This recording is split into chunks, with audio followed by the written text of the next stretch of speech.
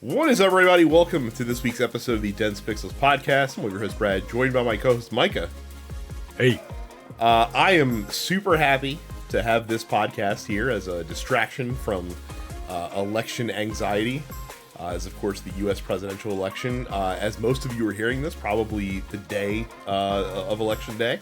Of course, if you are in the Look Forward Discord, lookforwardshow.com/fans, me and Jay will be doing a live stream as returns are coming in for several hours on election evening. And so hopefully we'll be able to talk about the results, though more likely the results are probably, we're probably not going to get a definitive call on election night. So then you'll have to look forward to coming back and seeing us sometime later in the week when the results do become official, because we will, I'm sure, jump on an emergency pod to talk about that. But the real decision 2024 might be happening with Dragon Age: The Veilguard, a game that was hotly anticipated, came out, had pretty good reviews across the board, kind of mid 80s, some exceptional, some not as exceptional. Of course, our resident Dragon Age lover, Micah, has been playing it, and I'll give you guys a peek behind the curtain. I found a funny.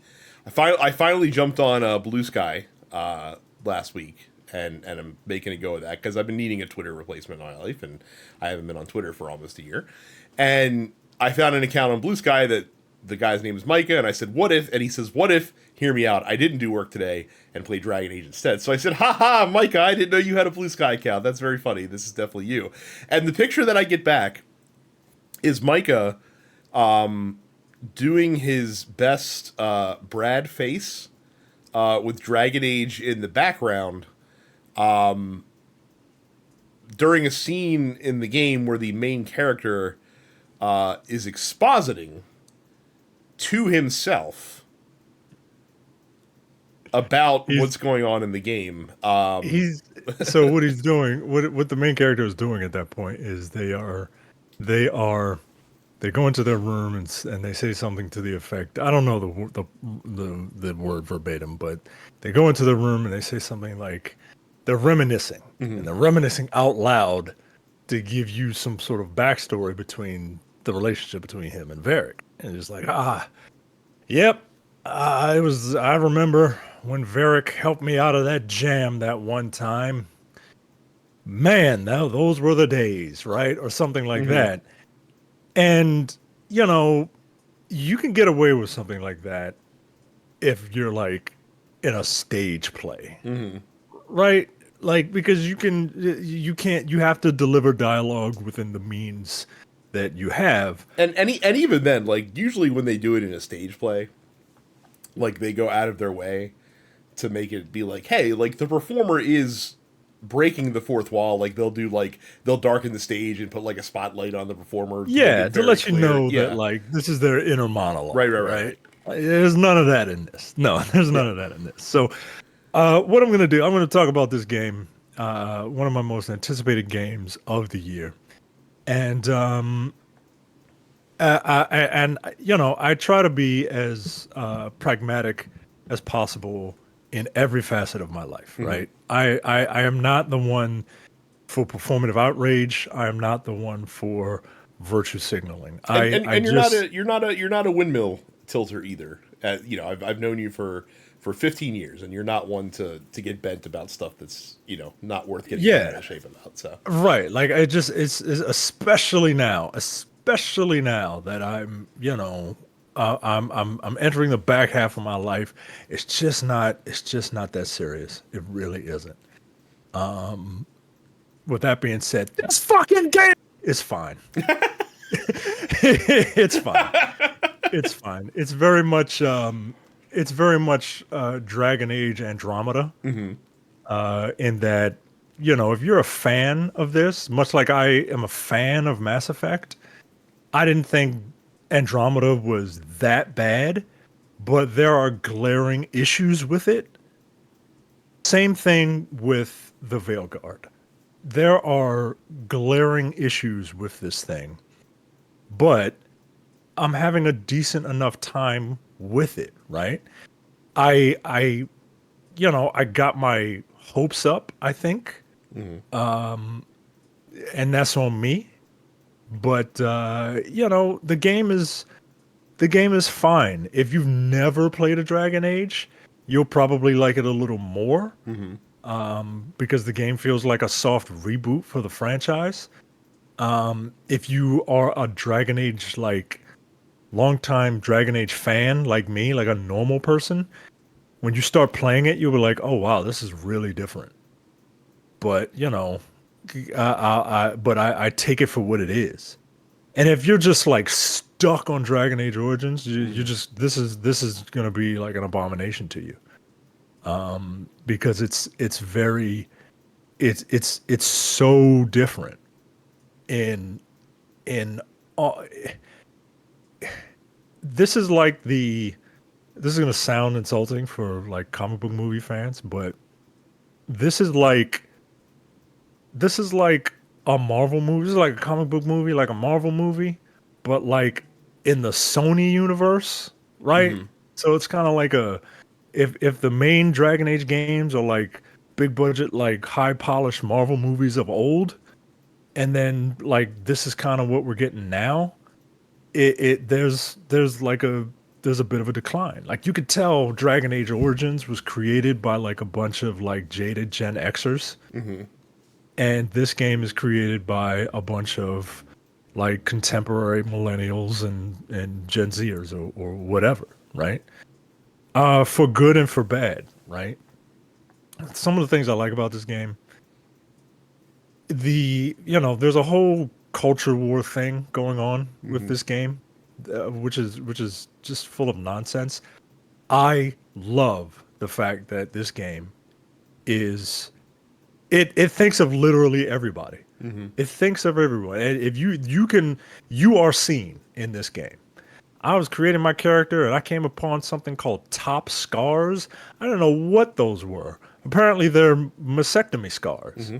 right? For I guess for if you transition or what or whatever, right? Like I, I who would have thought of that, right? Like I wouldn't have thought of that. But I'm also not going to get bent out of shape about it because I just didn't put it on my character.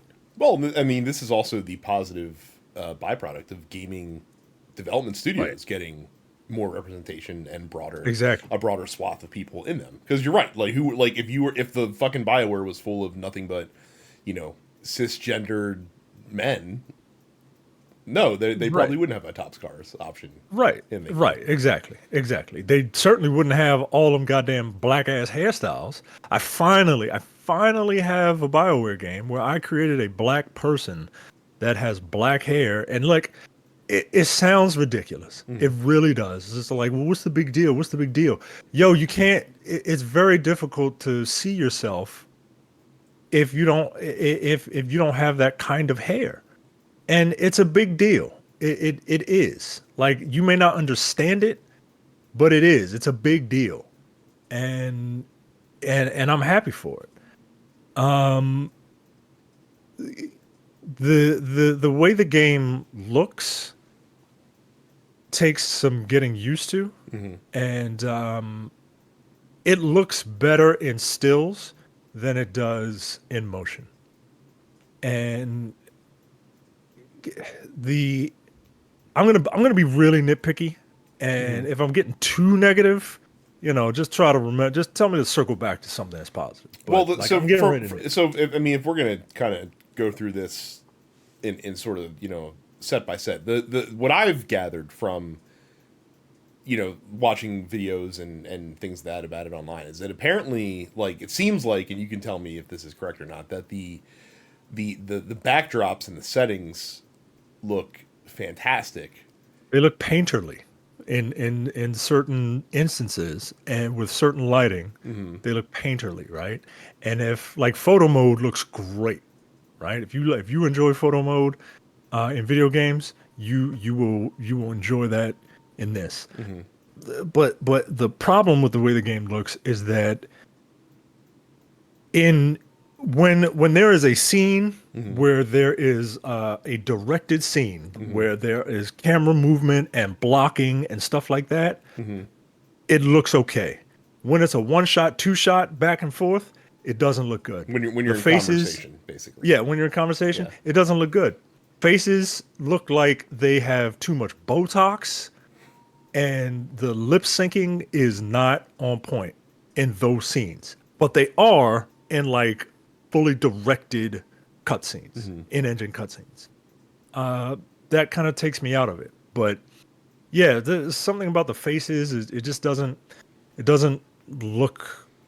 They don't look right in regular conversation. Well, and it's funny. Like it's so. This is obviously one of the things that plagued Andromeda early on, and I think it was because when they were using AI or like early AI to sync up the lip syncing in Andromeda. You would think that technology has gotten better, but it's one of those things that like I almost feel like you have to kind of take the good with the bad, because I would imagine if they were to manually sync all that stuff up, it would add months to the development time. And is it really that Yeah. important to have that?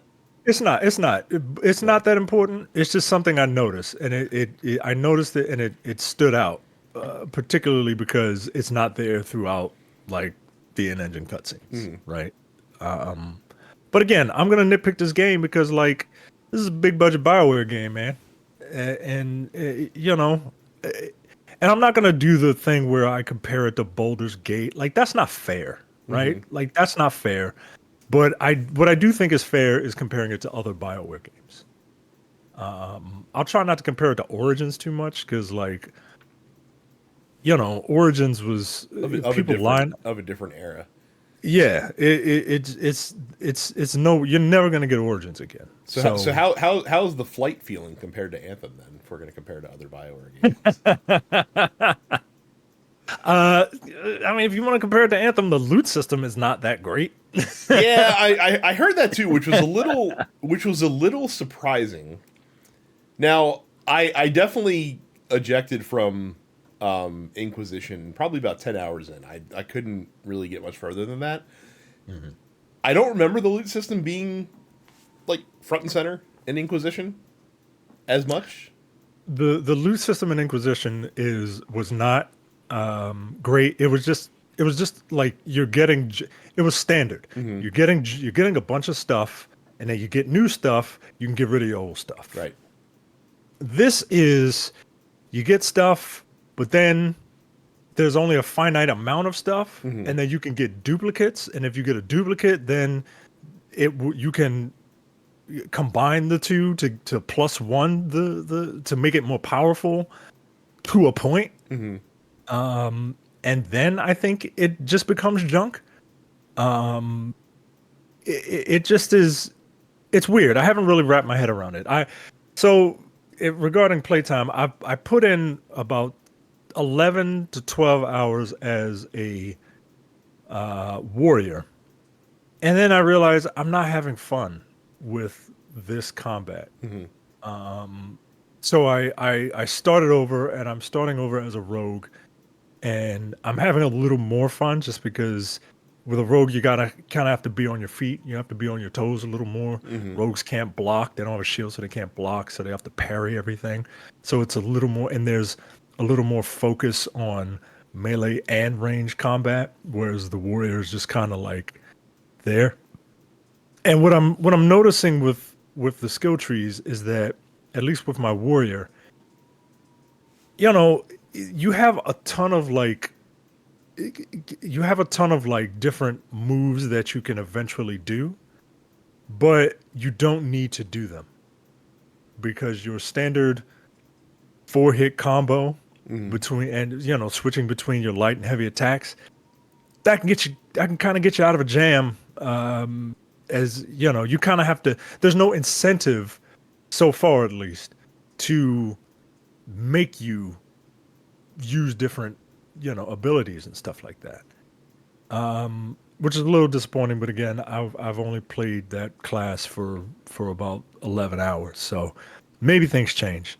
Combat overall is very different, man. It's very different. It's like borderline God of War. Mm-hmm. Like it's very, very different from even from and it's I mean it's different from all of the other ones like combined. Like there was Origins and then there was Dragon Age. It's more like Dragon Age 2, but it's way more action focused. It's way more twitchy, and I'm not used to that.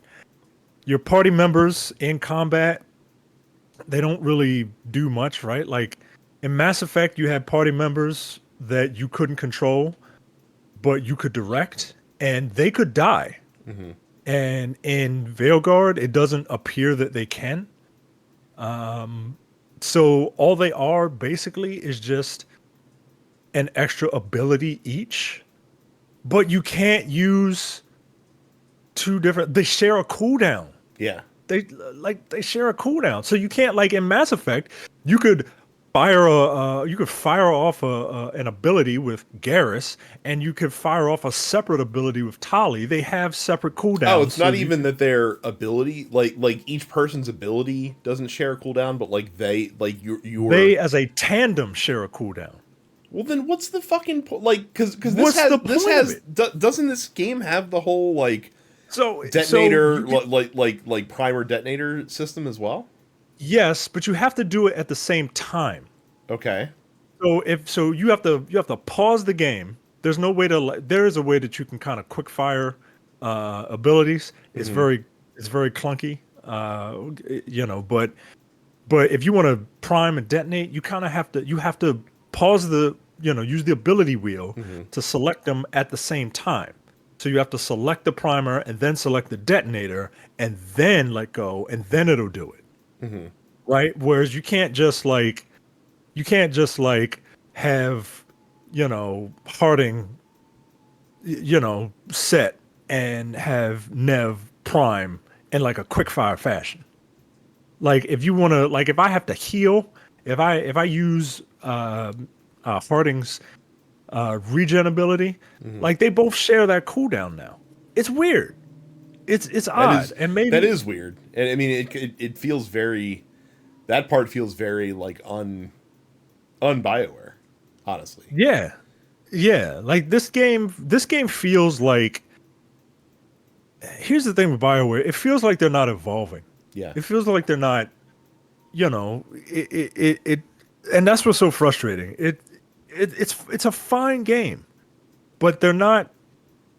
But they're not pushing the envelope. What do you like? Because so far you've been talking about a lot of stuff that's either mid or that you actively do not like. So I can't even say characters yet because like I haven't found a character that kind of it does feel good to play. Like if you can wrap your head around the fact that Dragon Age is an action game now, it feels good to play if you like the class you're playing. I didn't like the warrior because it felt boring.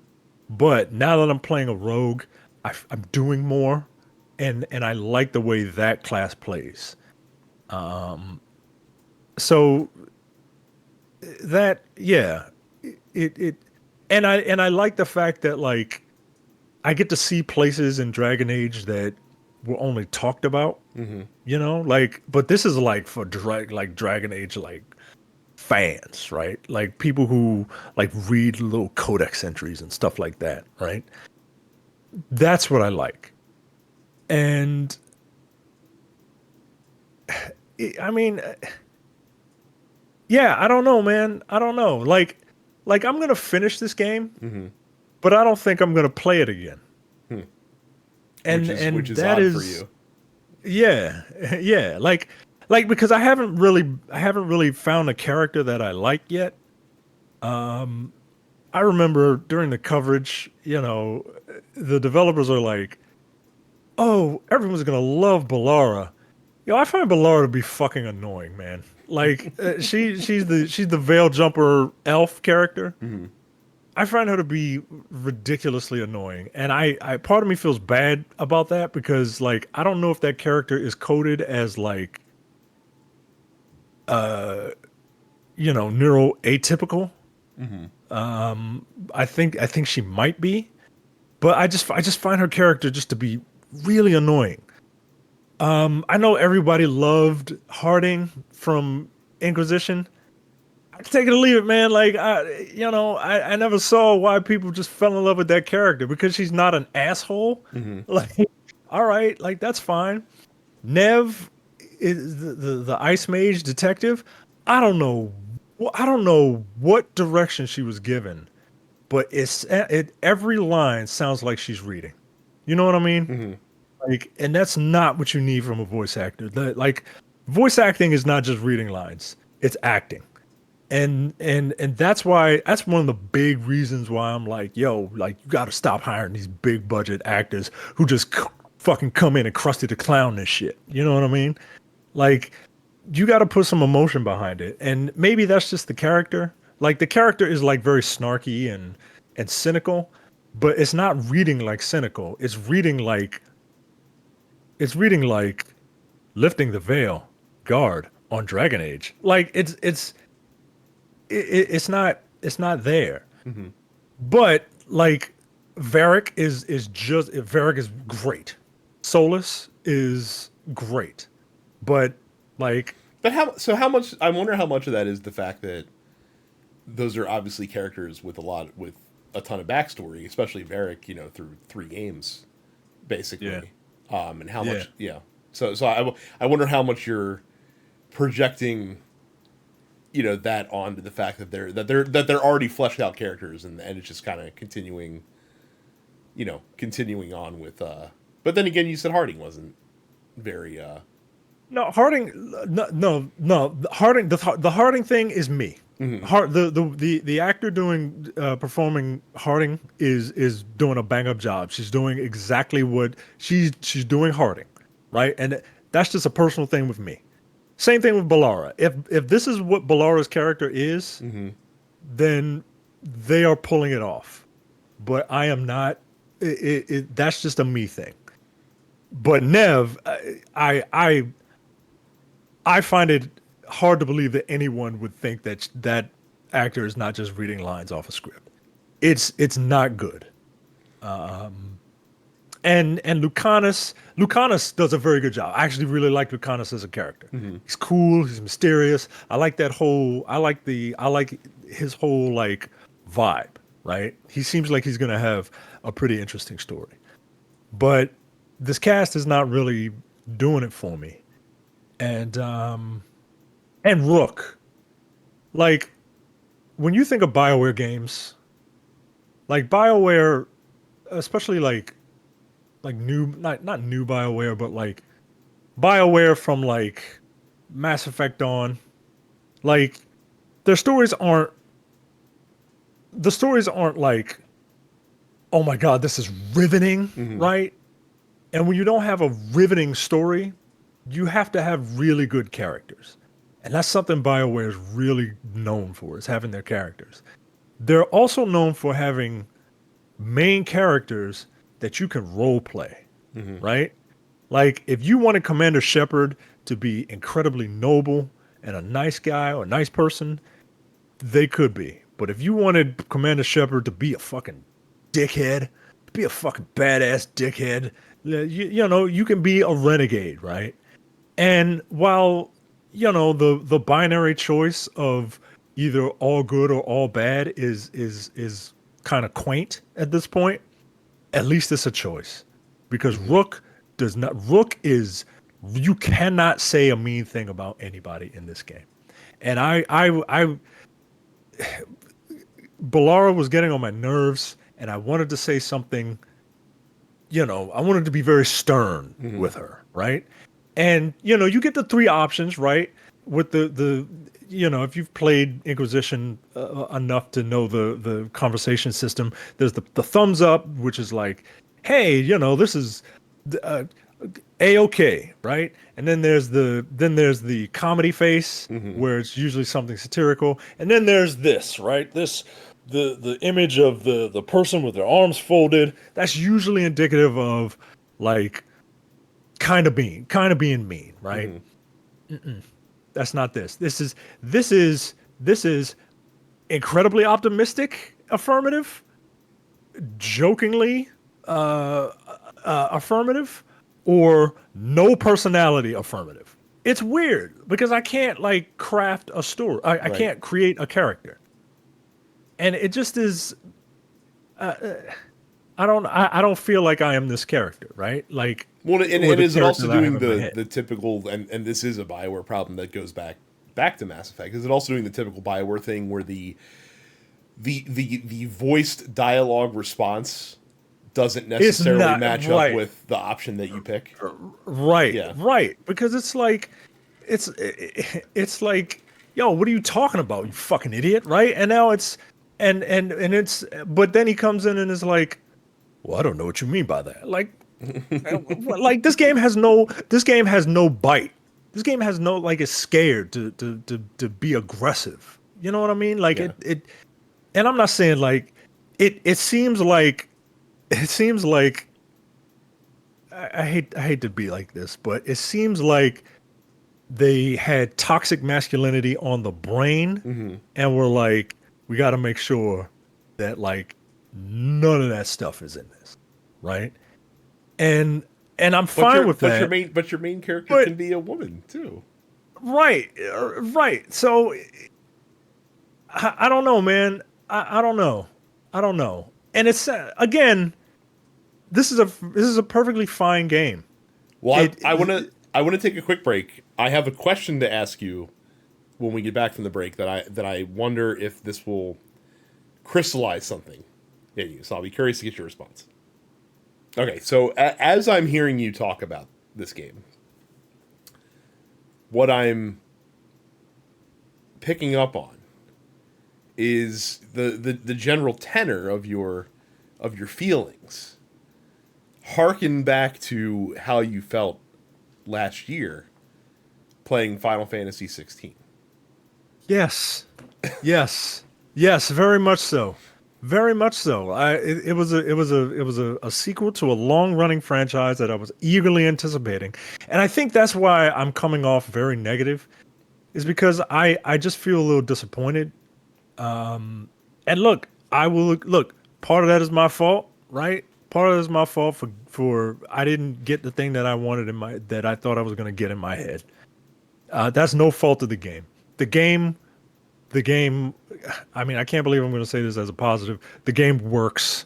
It runs well, right? There's no I don't see any clipping issues. I don't see I mean, any considering like the last two BioWare releases, that's a fair positive note to throw towards. I right. feel so. Right. It's not a Ubisoft game where it comes in broken, right? It's not broken. But at the same time, like not broken shouldn't be the standard, Right. right? Well, And or you can divorce. Like you can applaud them for a technically impressive game, one that looks really good, runs really well, but the substance seems like it's lacking a little bit, just in terms of what's like it's got good bones, but there's not a whole lot of meat on those bones yeah, yet. So yeah, that's it, man. It's just kind of I'm trying not to think of it from like an old school Dragon Age fans perspective. Like if this is the direction Dragon Age is going, that's fine. I'll ride with it. But in terms of like I'll tell you this: the reason that I only have 10 hours in this game is because I went back to play Metaphor ReFantazio. Because that game's story is riveting, and their characters are intriguing. And look, I don't need and the story in that game is about as subtle as a bat to the face, but it's told well, right? And that's all I'm asking for is I'm asking for a story that's told well. And so far, look, I'm only like 10 hours in, but nothing has hooked me yet. Characters haven't hooked me yet. I was hooked in Metaphor ReFantazio from the moment that I got my first party member. I was like, this dude, I can ride with this dude. I like this dude, right? And that used to be something that BioWare mastered. Nobody, look, My favorite character in modern video games is Garrus. He is a character that like I genuinely have a real like like if I could have invited him to my wedding, I would have. You know what I'm saying? Like I love that character. That character is fucking dope. And I can see why people of all stripes would like that character. And there is no character that even comes close to a Garrus Vakarian in many BioWare games as of late. And it's just I don't know, man. Look, I want this game to do well. The best things about this game are the fact that, you know, if you see yourself in this game and you see yourself for the first time in this game, I love it because I'm right there with you. And you know, people might like scoff at that or whatever, but like, no, man, like stuff like that is very, very important. But I can't pretend that this game doesn't have its shortcomings. So yeah, look, my bottom line is I would not recommend this for you. I think Carrie might enjoy it, but Carrie said she's going to wait. It's probably a good idea. Probably a good idea to wait. Get this on a sale if you are like a casual, Dragon Age fan. Like if your first Dragon Age was Inquisition and you really like that game, like you could play this. If you've never played a game with like in a fantasy setting, you could play this. But I would probably wait to see if you could pick this game up on a sale. It's a fine game. It's not like what is it, Suicide Squad, right? Where it's just a bunch of fucking bullshit, right? But it's not something that. But for me, as someone who really enjoyed these games, especially Inquisition, everyone loves Dragon Age Origins, but I can't go back to play Dragon Age Origins anymore, right? Like, but I can go back to play Inquisition, and that game still holds up. That game's a decade old, and it still holds up to me. Yeah, I don't see myself replaying this game. It's the Mass Effect Andromeda of the Dragon Age series is basically what I say. So you take that for what it's worth. If whatever your feelings are about Mass Effect Andromeda, that's this game. Interesting, because combat was really good in Mass Effect Andromeda. Is probably the best thing exactly for it. So right.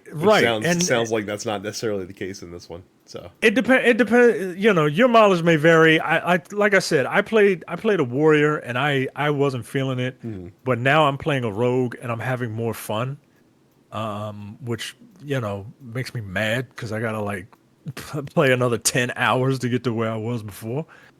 The rogue is fun. Warrior not so much. But it's doing very different things with the combat. The characters in Andromeda, they were fine, but they weren't like your Mass Effect cast, right? They were not. They did not have the same charisma, right? As the kids say. Same thing with this, man. The characters in this, the thing that BioWare is known for, making really interesting characters, they don't really hold a candle to like Nev doesn't hold a candle to Vivienne, right? Lucanus, he's super cool, man, but he doesn't hold a candle to Zevran. Remember Zevran, folks? All you people who are like, it's so woke now. It's so woke. Zevran was a gay elf that would betray you if you didn't fucking get on his good side. They've always had this representation in these games. Don't act brand new, okay? Like that should be the least of your worries about this game. But Obama was president when Dragon Age Inquisition came out. So. Well, look, I will look for it. Like if things change, like obviously let us know as you play through the game. If you get back to it anytime soon, because like I said, you and I are both neck deep in Metaphor right now and having a good time. Well, my issue now is that I'm on the last day of Metaphor. Oh wow, really? Yeah, man, I've been playing the hell out of that game, man. And I know it's the last day because they're like, look, You got anything you need to do? Now's the time to do it, because tomorrow we're gonna do our thing.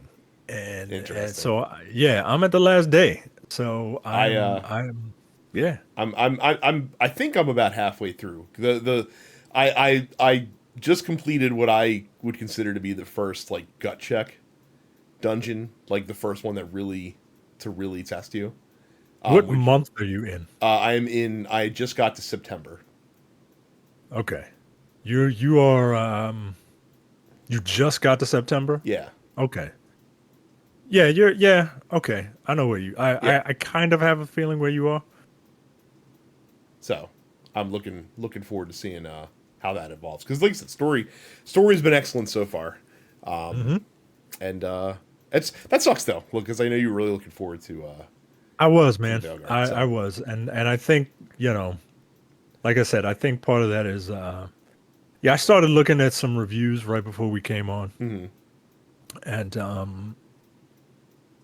and when I say look at reviews, I mean from like trusted sources or major outlets, not Metacritic, right? Like Right. those people, they're doing it because the character creator has they them pronouns in it. Like fuck you, get over it.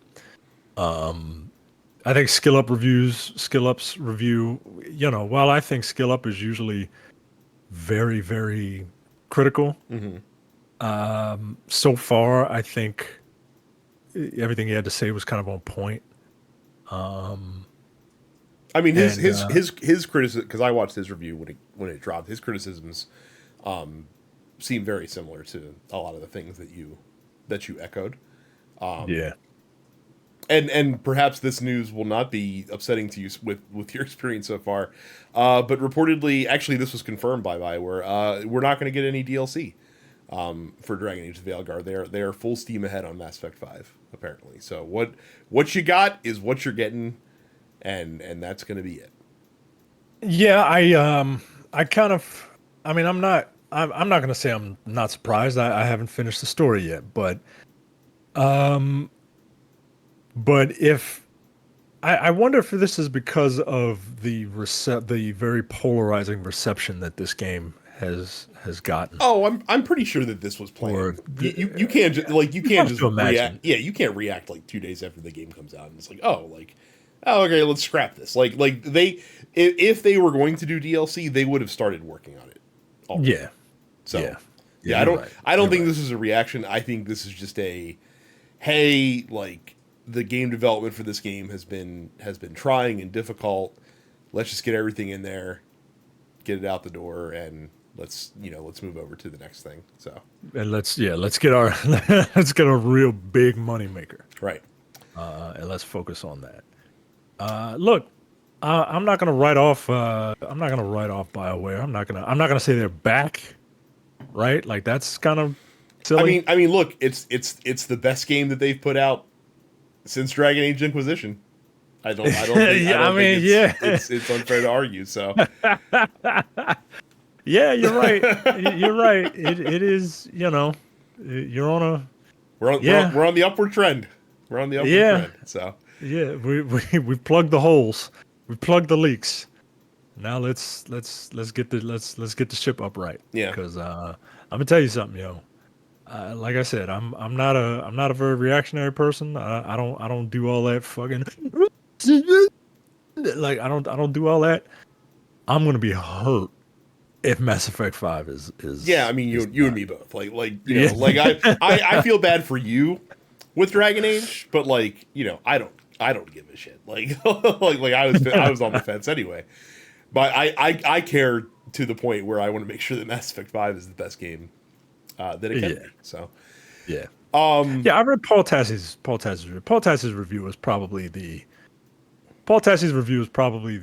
one that if you is probably the most fair, mhm, like the most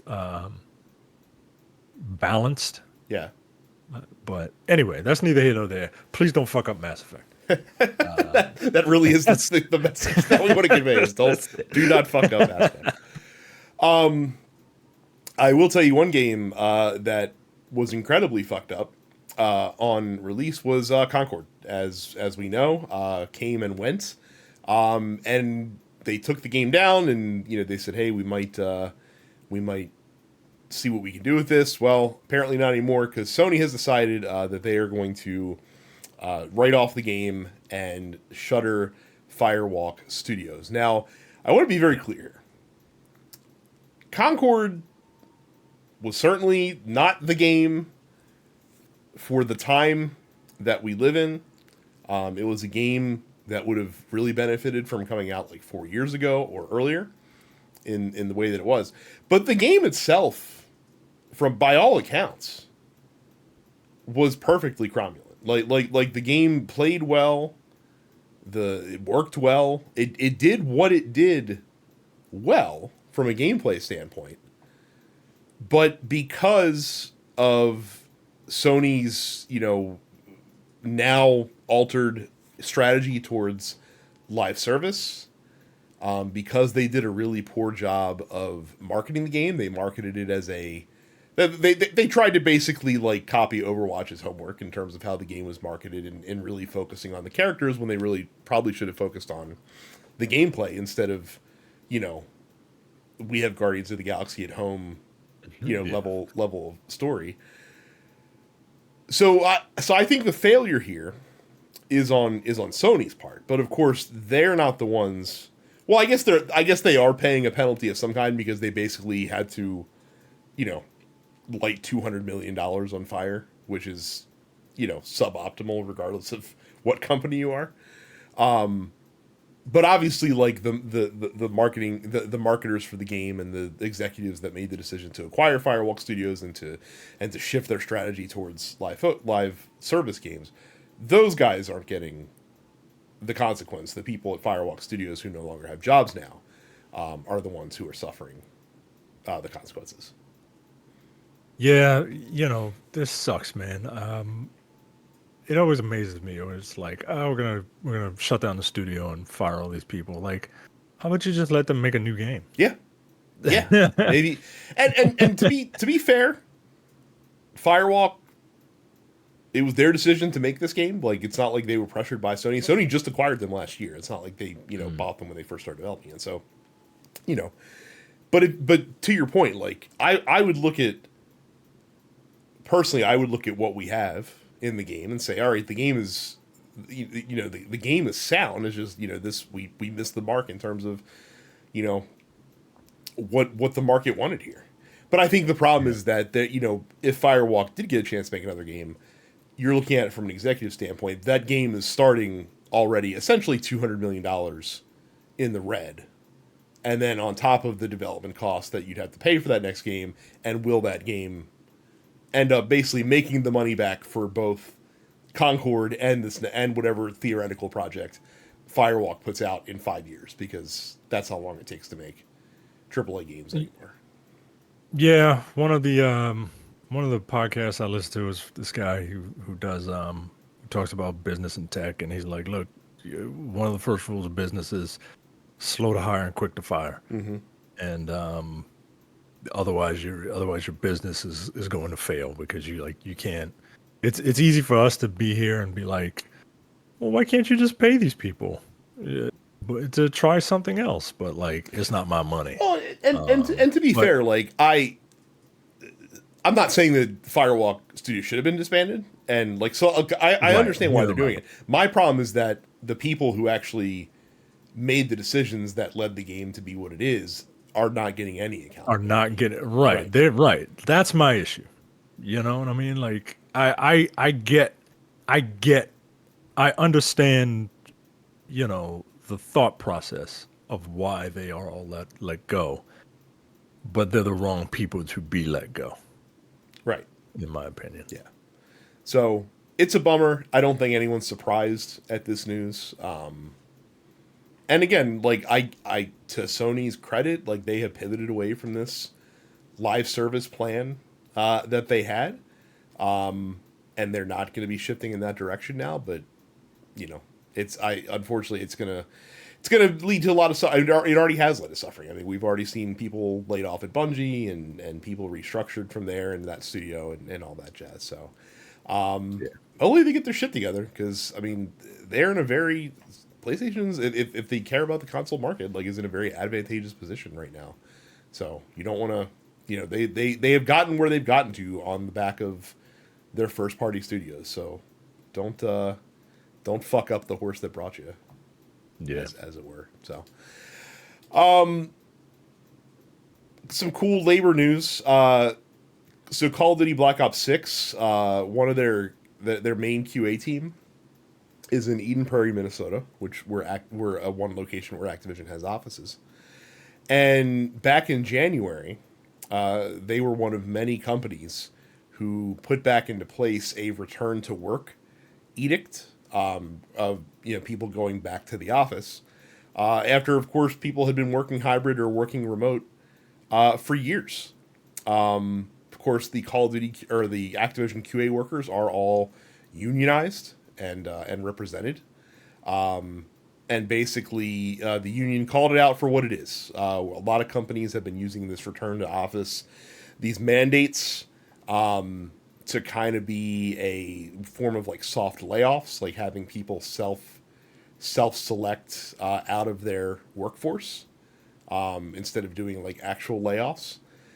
And these workers protested this in a very intelligent way, where they basically did a walkout at work on Call of Duty Black Ops 6 release day, where they would get maximum attention, which I think was a very cool thing to do, because it got the attention of like local media up in Minnesota, and it got a lot of people, onto that cause. And personally, like, remote work strategies are fucking insane.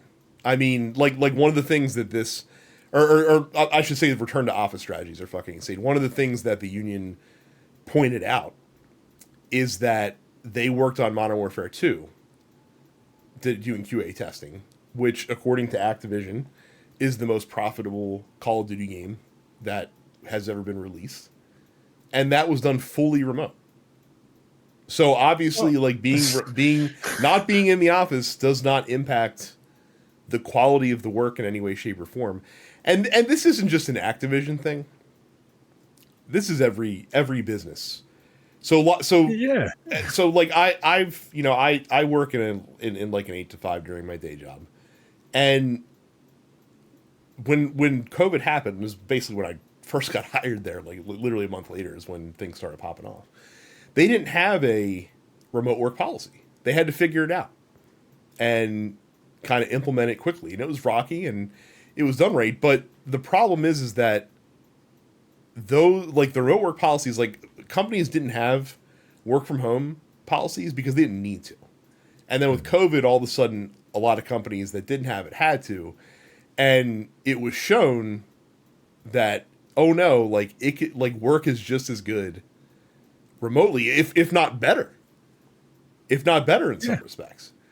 And for some reason, and I'm assuming the reason is financial, because companies have office leases and they want to make sure to hang on to, they don't want to be paying, millions of dollars for these buildings that they're renting or own and not using them.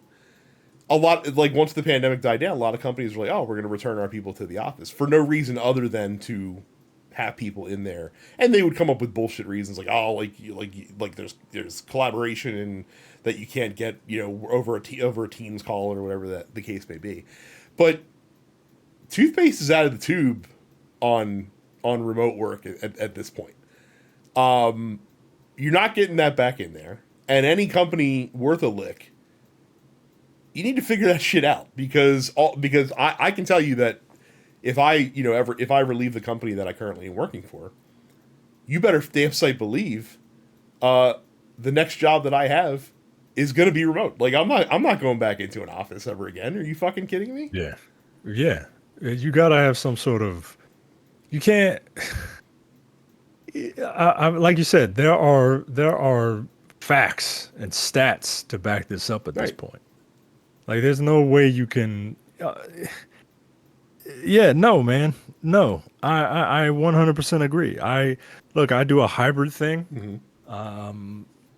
but 75% of my job I can do on a computer. So if you are making video games, I'm sure that that's a higher percentage of you being on your computer than it is for, someone like me. So yeah, why not do things remotely? I just don't Shit, I go for and I'm lucky because like my company saw the writing on the wall, and actually like we just closed our office a couple of months ago. So like now all of our employees, all of our office staff is fully remote. So like they're just yeah, like, hey, like this is gonna happen. Like in the long run, businesses can save a lot of money by not having facility costs in a lot of cases yeah. by switching to that. So And look, I get it. You probably signed a lease for, decades, if right? you're an idiot, And you did that. But well, I mean, yeah, I'm just thinking about where I work. And government's so different. Government's different. I'm talking private sector. So I mean, look, if you're in private, I mean, goddamn, but so I get it, right? Like you kind of want to, you're still paying. Okay, I comprehend that, but you're right. If you make sure that, yeah, and like I can't. I even sometimes don't go in like when I'm supposed to go in. Because like nobody cares, right? Like get your work done. yeah, And that's the thing. If you get your work done, then you know i- it's fine. It's fine. Also, the thing with remote working is if you give somebody a deadline, they're probably more inclined to put in extra hours outside of their hours that they normally, work to meet it, right? Like if when I'm not working, when I'm commuting, hmm, and if I got something to do and I'm like into it, I mean, I might put in an extra 2 hours just because I need to get it done. yeah. I've certainly stayed, stayed past closing to because I'm right smack dab in the middle of something that I don't want to put down because it'll be harder to Right. pick it back up the next day. Yeah, totally. Not that I'm in. I would encourage that. Like fucking no, work on the clock and not off the clock. But Right, right. But I'm know, saying if all these fucking pigs need a jive ass reason to you know embrace remote teleworking, then like yeah, yeah. You can't tell them to do it, right? But if you treat your employees well, your employees will treat you well. That's usually how things work. typically, typically, yes. Read that man that Jason Schreier book, the new one about Blizzard. It's a good read. Highly recommend that people check that one out because it was very engaging. Learned a lot that I did not know before about Blizzard. We're gonna take our last break. We have one more fantastic news story when we get back, and then it'll be time for the post office. So, Micah, the last news story. Look, I just read the headline. I was like, Jesus Christ. ubiquitous software has been going through it the past couple weeks. Like they're in dire straits. They're canceling projects. The Gimo brothers are worried that they might have to sell to Tencent to stay in control of the company, even though you could make the objective argument that maybe the Ubisoft would be better off without the Gimo brothers in charge. But that's neither here nor there. And it's been rough times, but we got good news. They're not going to let distractions and difficult work happenings distract them from releasing cutting edge games that are really that really have their finger on the pulse of where gamers and where tech is going. You got to give them credit for that at least. They to use a hockey analogy, they're going where the puck is gonna be, not where the puck is, Micah. So they have launched a new game. Ubisoft has Champions Tactics Grimoria Chronicles. A turn-based That sounds strategy game offering deep strategic gameplay. It's on PC, and it's free to play. Good news is to enhance your gameplay in this game, you can purchase figurines that you use to battle opponents using in-game gold that you can earn at I'm sure what must be a robust pace. Or cryptocurrency.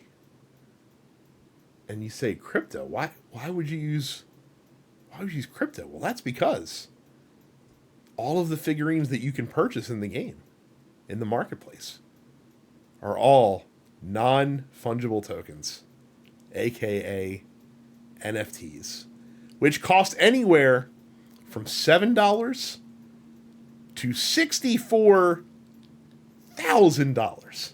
yeah. What are we doing? Yeah. Now, Micah, good news.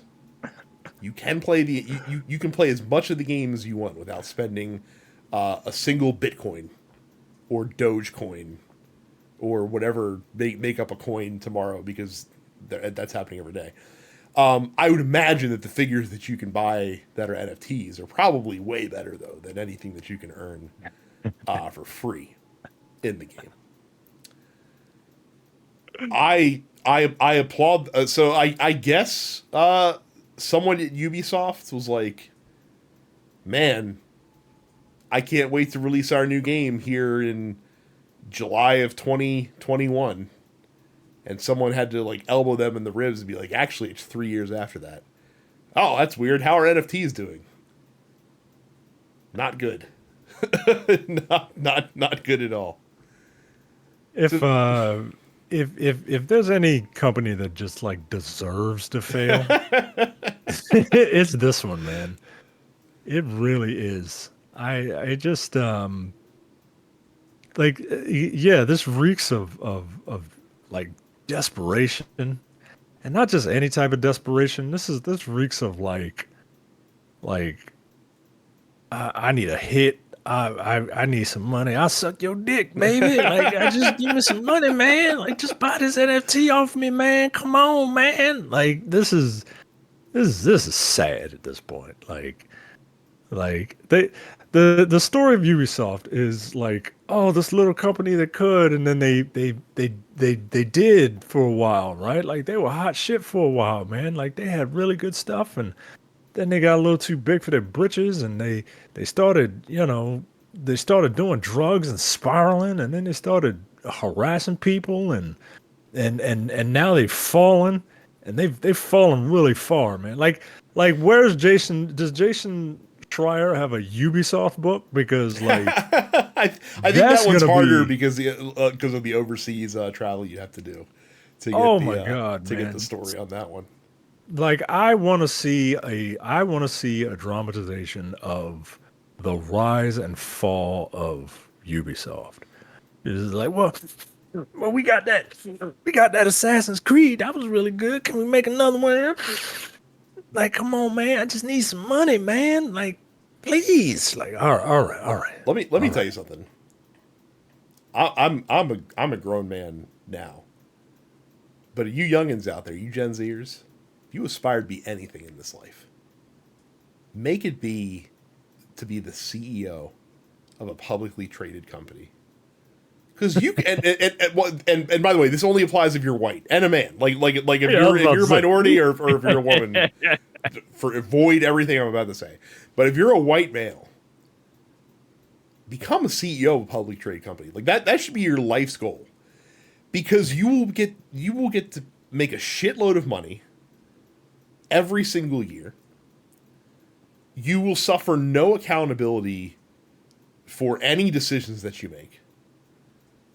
You will be allowed to be entrenched in the position that you hold as long as you stay on the good side of the board of directors.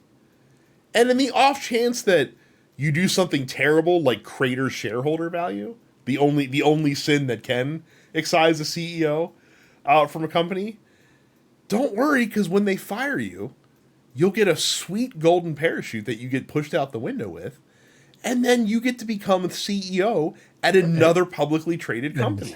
That's it, and you're allowed to come back. That's Like right. that's that's You just get to shuffle the fucking deck chairs. Like it's incredible. It's a joke. Like not to keep making hockey jokes, but like there's a joke in the NHL where like the general manager's position is like the same 30 people in the league, and it just like they just rotate chairs because it's always the same fucking people that end up taking these jobs all over the place. And like being a fucking CEO is the same exact thing. Like you can do anything. And it's just like, oh, like whatever. Like, is share value good? Great. And that's why I'm shocked that the Gima brothers haven't been turfed out on their fucking ass. I mean, part of the reason is because they still own have a controlling stake in the company, but like their share value over the last, I think, like 10 years has dropped 90%. Like it's fucking insane. So like it's incredible that they're still allowed to be around, and incredible that they're just like, man, I wonder how long this game was in development. Like I do because this game probably is like a fucking garbage piece of shit, I would imagine. I have no idea. Could be great for all I know. I couldn't possibly care less. I really want to know if development of this game started after the big NFT crash of 2 years ago. or if this was in development long before that, so they couldn't really like pivot. where they're just like, yeah. You know what we should try again? No, you know what sounded like a good Try idea again. Yes, try again, because they did. That's right. They fucking released NFTs for Ghost Recon that didn't get anywhere. Like, oh, like you can have like a cool face mask with like an individual serial number on it that nobody will see because fuck, what are we doing? Oh, so shit. yeah, so you know, all the best of luck with your blockchain game, Ubisoft. And I hope that staves off Tencent. I don't know, like whatever the fuck. I just really hope that the people of that fucking company, like the actual workers, not like the Game Brothers who I couldn't give two shits about. Like I hope the actual 20,000 other people that work for Ubisoft, like you know, still get to keep their livelihoods, and don't just get liquidated when big bad Tencent comes in. So. Yeah, because like that's the real thing, right? Like the Chinese are coming, and they are. I hope, like you said, I hope that people land on their feet, because there's going to be a culling, and yeah, God, these people, man, like I don't know. As much as I love like France, and I'm a little bit of a Francophile, like this company gets on my goddamn nerves. Like they really do. Like at this point, like I don't even want that goddamn Assassin's Creed game. That Black Sabbath. I mean, unless like for me personally, like unless that game is like a holy shit, this is a game of the year candidate, I'm not going to be playing that game for months because it's coming out in the middle of Civilization and Monster Hunter.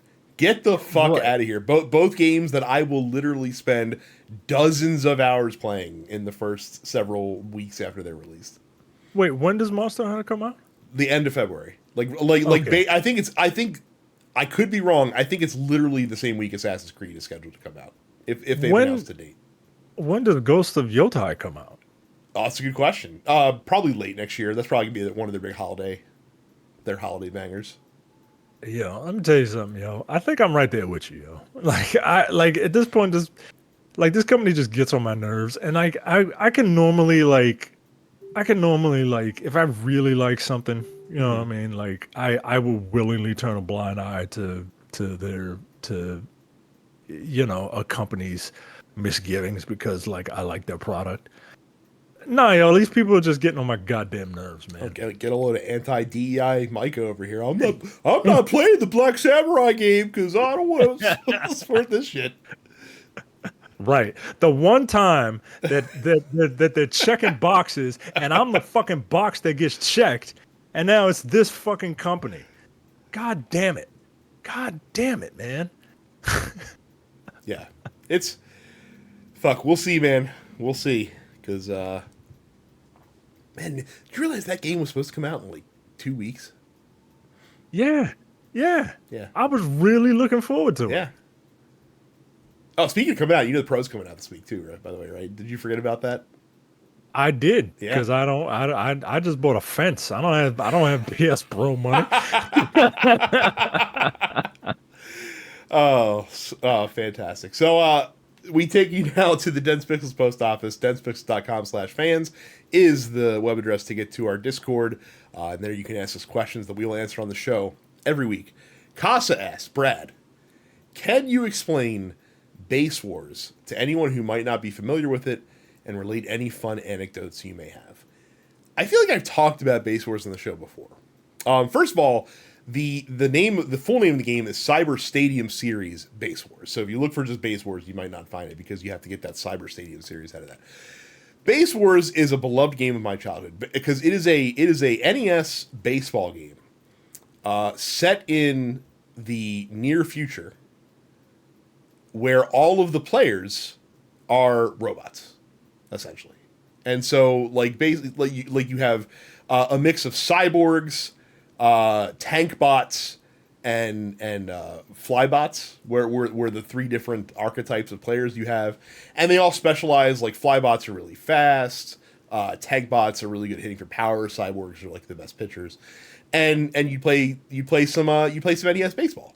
The other cool thing about Base Wars is that when there was a close play at like a base or something like that, you didn't have umpires. Instead, the decision on the field would be decided via a very quick 1v1 Street Fighter style fighting minigame, where the two robots in the play that's up for dispute literally battle each other, and whichever robot destroys the other one is the one who gets the call, essentially. And as you go through like the season mode, you can buy like upgrades for your robots and shit like that to make them either play better in the field or give them like weapons like laser swords and shit like that for the fighting minigame. It was very cool. The thing that I remember most about the game is that you could keep attacking the dead robot after you killed it, like in the brief fighting game scene. Like while you waited for the game to transition out. Base Wars also has one of the best sleeper NES soundtracks in the fucking industry.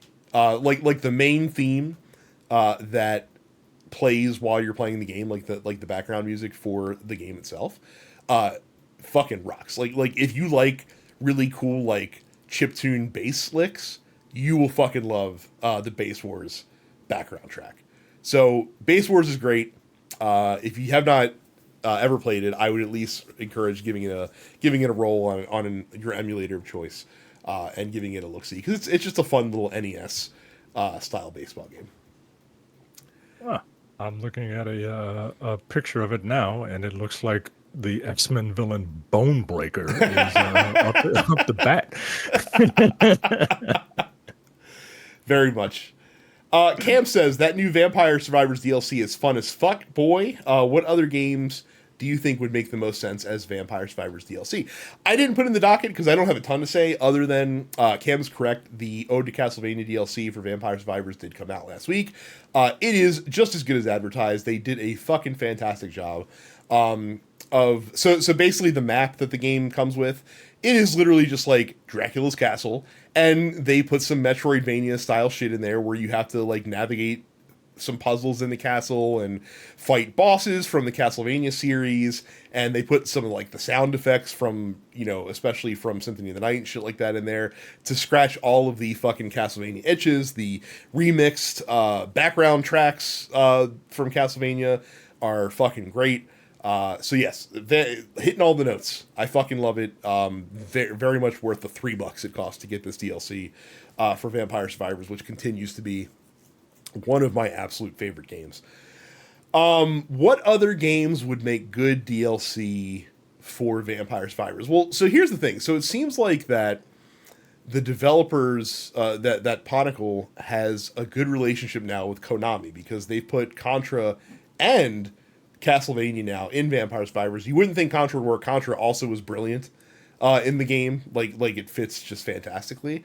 So we got to do Metal Gear Solid, right? Like, we can do some Metal Gear DLC in Vampire Survivors. I think that shit would be phenomenal. I have never played Vampire Survivors, and literally everyone who has played it says that it's a great game. It's so fucking good, dude. You should like. Do you still fuck with your Switch? anymore?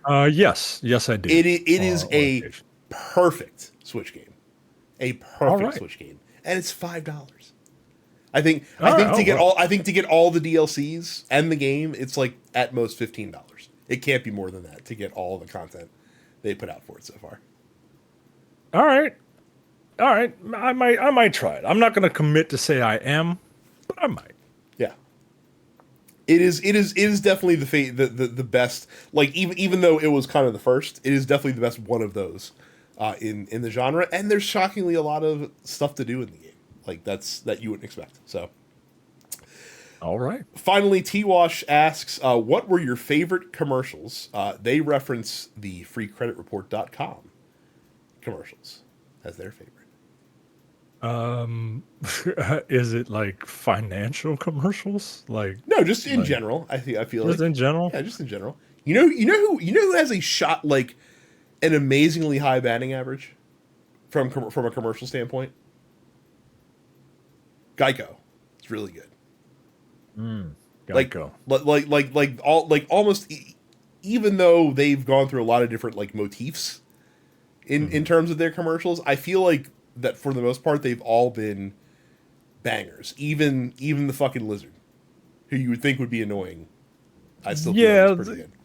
the lizard is not as annoying as I thought he would Or be. sorry, it's a gecko. Sorry, I should be reptilian correct in what I'm saying. So It's not as annoying as I thought it would be, especially for like a mascot.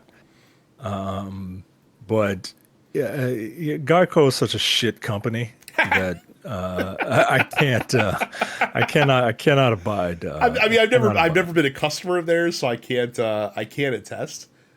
Yeah, Geico's terrible. But they're dirt cheap. And if you live somewhere where they require you to have insurance, they don't have to like do it well. I find those Limu Emu commercials enjoyable. The guy is very funny, and he seems very earnest. I'm amazed that the progressive commercials have evolved into what they are now, right? It's Where really like if you want to talk about high quality across the board. Again, shockingly, insurance companies seem to yeah, fucking knock it out of the park all the time. Like even State Farm, like has yo, fucking funny Jake from commercials. State Jake from State Farm. Farm. Look, Jake from State Farm is so popular. There was a Saturday Night Live skit of Jake from State Farm, and it was Michael B. Jordan was Jake from State Farm. And you know how Jake from State Farm is just like, "Hey, I'm here where you are. Like I'm here, right? Look, you're in a location. Hey, I'm here. Did you know you could save such and such?" And then the guy goes home to his wife, and Jake from State Farm is there, and he's like, I remember this ad. "The fuck?"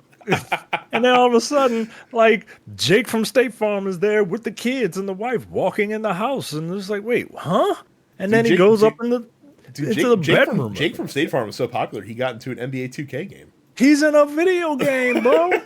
Fucking Jake from State Farm is in a video Dude, game. fucking race flipping that role turned out to be one of the smartest things State Farm ever did. Because you recall, the original ad was just a fucking white dude in a call center Yeah. with khakis. Khakis. Khakis. Yeah. Right. She sounds Meanwhile, hideous.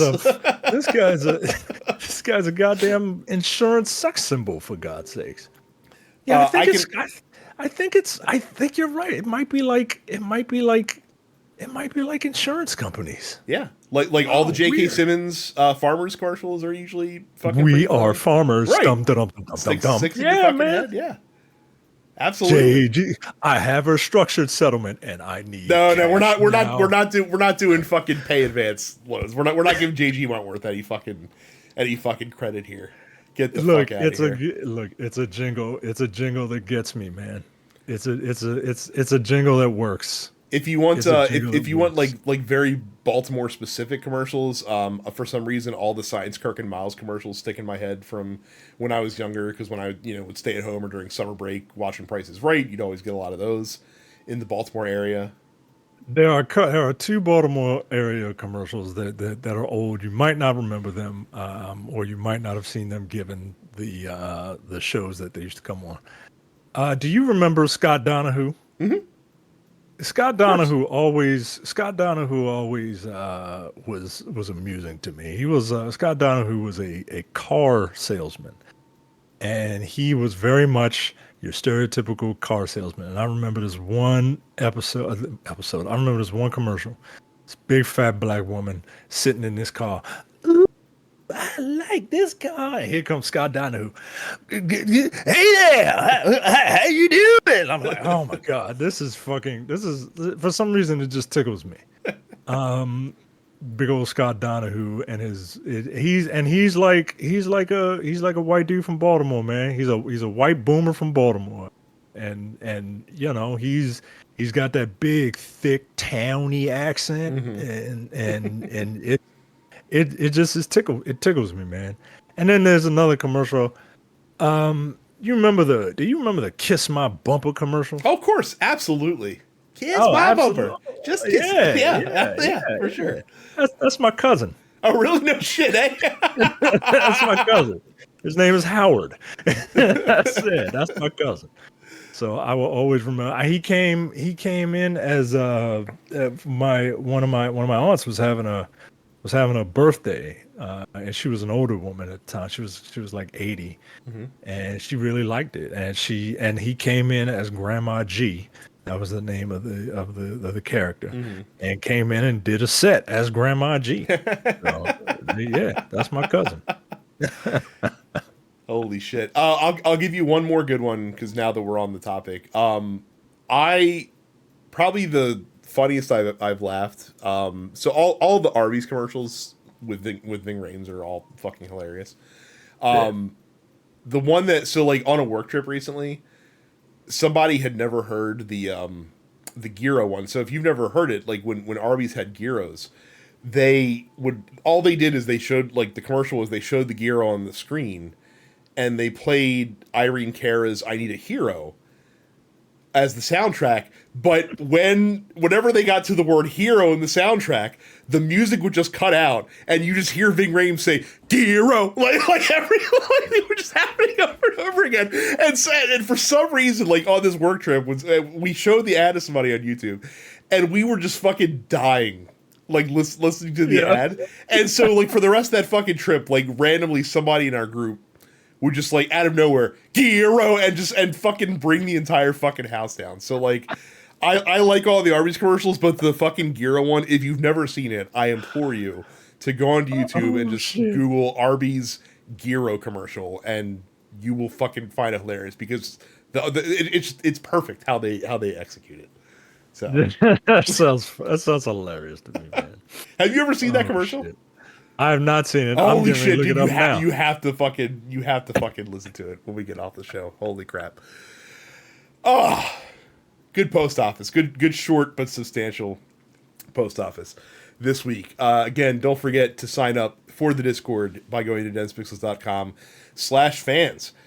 If you're listening to this on an audio podcast format, and you're like, man, like I'd really like to see these guys and just get a look at their handsome early middle-aged faces. You can do that on YouTube by going to youtube.com/densepixels and subscribing to the show there. Of course, if you prefer the audio version, we're there, as well as all the other TNP Studio shows, like the Nerdpocalypse and Black and Black Cinema and the Look Forward Political Podcast. And again, if you're not a premium member, $5 a month will get you access to that at densepixels.com/premium. Right now, you get the full episode of Look Forward every single week, which is usually about 2 to 2.5 hours. And Jay and I really cut up after we get past that paywall period on the show. And Yeah, no again, kidding. if you're in the U.S. And you want to tune into some election night coverage, if you're in the Look Forward Discord, lookforwardshow.com/fans, you can join us in there as well because we will be streaming for most of the late evening. That is going to be it for us. Pray for America, if you believe in that whole prayer thing. And thank you guys very much for watching and listening. We'll see you all the next time. See ya. You're watching the Dense Pixels YouTube channel. Click the subscribe button while you're here and make sure you check out our weekly podcast where we discuss the latest gaming news and our impressions on what games we've been playing.